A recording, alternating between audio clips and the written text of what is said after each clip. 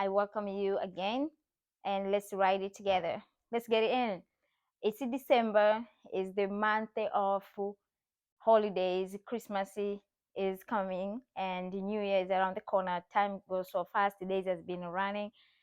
So let's see what I have to share today.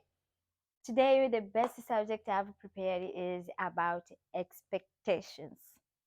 Does expectation ruin relationships? Are expectations good? Are they bad?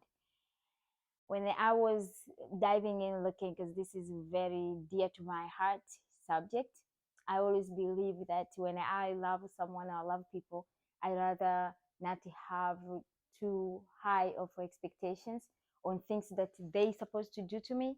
But as I was reading and looking, and I come to understand, so pretty much my what I was thinking, that I don't have expectation in relationships I have with different people, is not true. I don't, because there are basic expectation in most relationships. They're not spoken, but they're there. Expectation like love, loyalty, commitment, um, being there for each other and stuff like that. People are already they're basic. So you don't have to say like, these are my expectations, but as long as you form a relationship, those are there already. And I was so this is something that has been ruining relationships, marriages, family relationships, sibling relationships, because one might understand, some people, their understanding of giving is the transactional. I'm doing this to you, you're going to do this to me. I give you this, I give you that. If you are stuck, I need to help you. That means when I stuck, you're the only one, I'm coming to you. That is the one that I have always have a problem with. And I'm like, if I give you for freelancing. I'm giving you, you go, you figure out if I need, not necessarily to come to you. So to me, that is normally, I look at it as spiritually, like God is who bless me, God is who give to me when I need, and not people.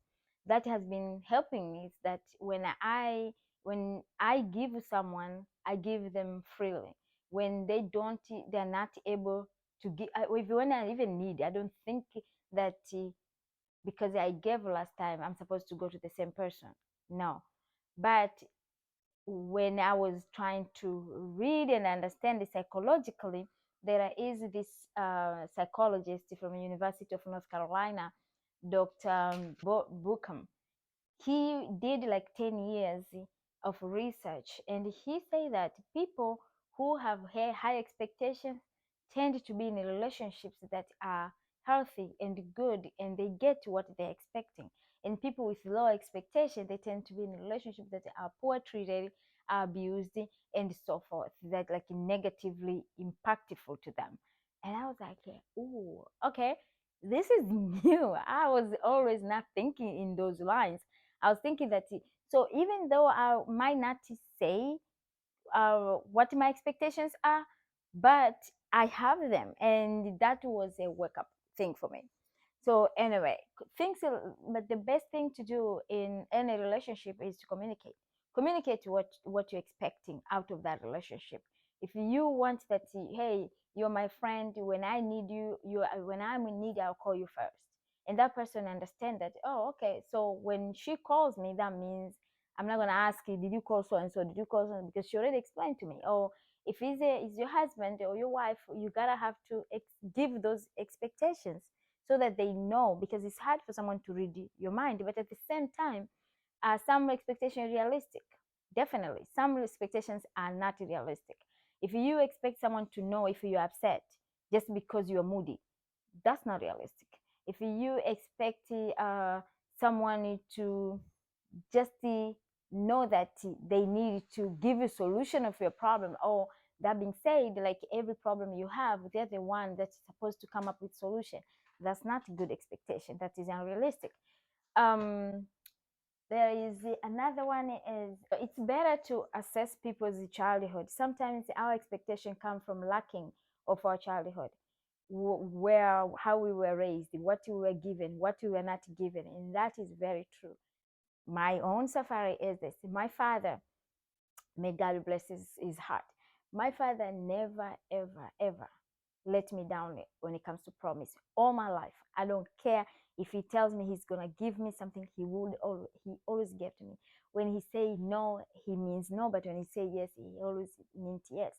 The only thing is, I never heard from him as I am the only one who I'm supposed. I am the only one who I am doing this for the because the way you're my daughter and I care so much for you, and that's why I do this. That's the one thing I never I failed to take it from him. I thought that anytime, I mean, subconsciously, I can say, I thought that anytime when a man loves me, then the man is responsible to um to to pretty much give me what he say he will. Or per se, he should be responsible for his words, which is truly what is expected.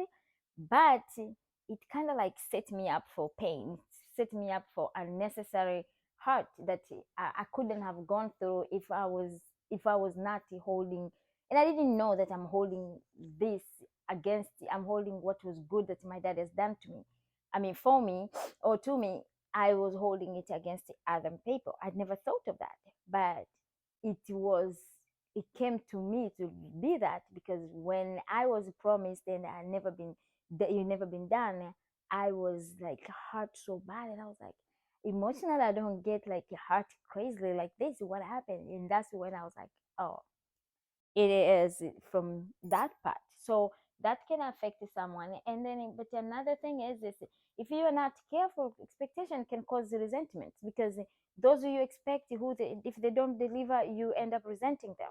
And them too, if the expectation is too high than they can deliver, they will not appreciate being blamed for not they have not been able to deliver, so they can be resenting you as well. So that is pretty much what I can to realize now. Can we expect from our kids? Because as I mean, you all know I'm a mother, so this is something that I always see come through when it comes to children. Can we expect our children? Yes, if we express to them, but at the same time, what are the consequences if they don't reach your expectation? That's where it comes that unconditional love kind of come and take that out. Because if I tell my kid I'm expecting you to clean your room every Friday, your room to be neat. I expect you to clean your bathroom twice a week.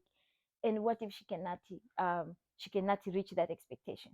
Will I be I'll be disappointed, but what else can I do? Pretty much she's my kid, he's my kid. Only thing I will do is I'll just apply my unconditional love, and that means I will somewhat find a way to if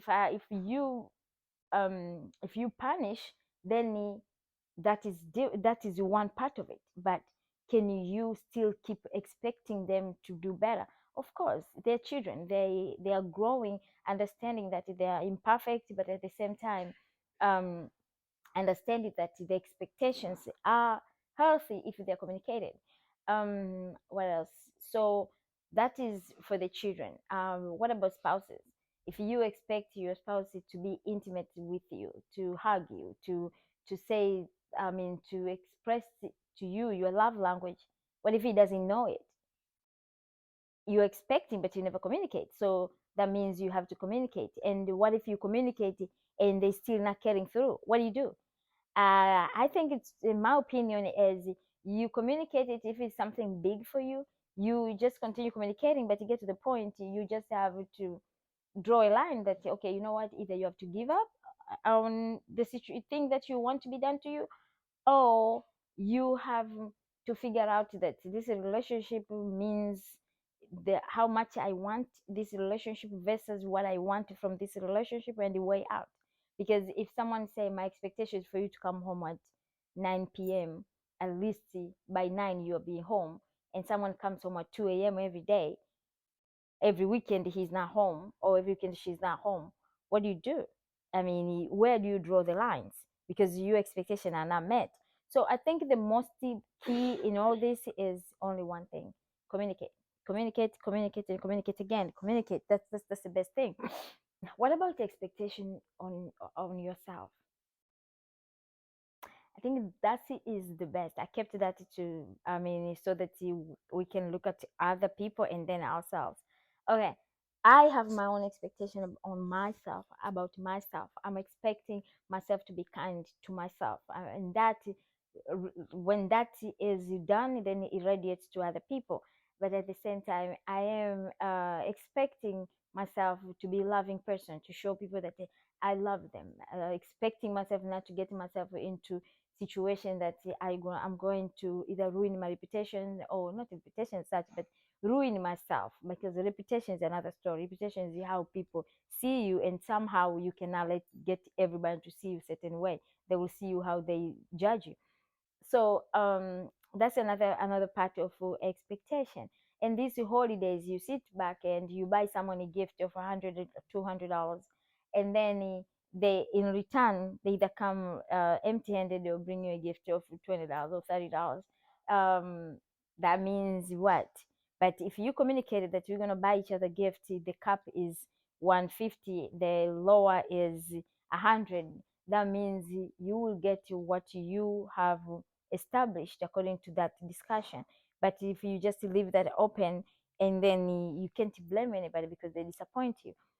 um I think that's basic about everything else. Then one last thing for those who are still looking for the one: are your expectation too high?